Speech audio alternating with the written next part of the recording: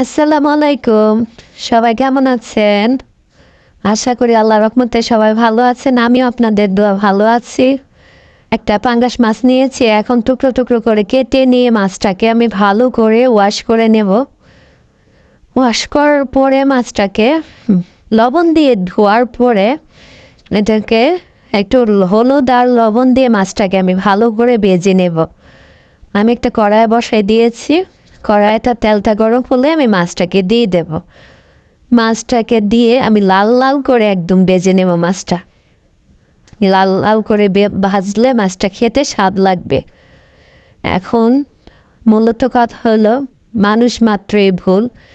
আমি যখন পেজে নতুন, আমি তেমন গুছায় কথা বলতে পারি না। আমার যদি কোনো ভুল হয়ে থাকে সবাই ক্ষমার দৃষ্টিতে দেখবেন। আরেকটা কথা হলো, শিখারও কোনো শেষ থাকে না। আমি কিভাবে কি করলে ভালো হয়, যদি আপনাদের কাছে উপদেশ থাকে তাহলে আমাকে কমেন্টসে জানাবেন। আর আমি ঘরোয়া রান্নাগুলা ভিডিও করে আস্তে আস্তে আমি সব ধরনের রান্নাই করব। একটা কড়াই বসে দিয়েছি। কড়াইটার ভিতরে পেঁয়াজ কুচি দেব। পেঁয়াজটা ব্রাউন কালার হয়ে আসলে আমি এটাতে পানি দেব।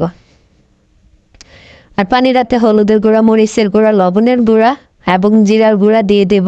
দেওয়ার পরে এটাকে আমি ভালো করে কষিয়ে নিয়ে সবজিগুলো দিয়ে একদম মাখা মাখা করে নেব সবজিগুলা।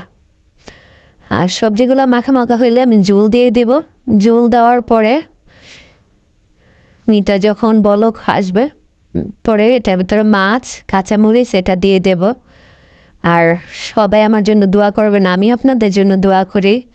আমার ভিডিওটা দেখার জন্য অশেষ ধন্যবাদ থাকবে আপনাদের।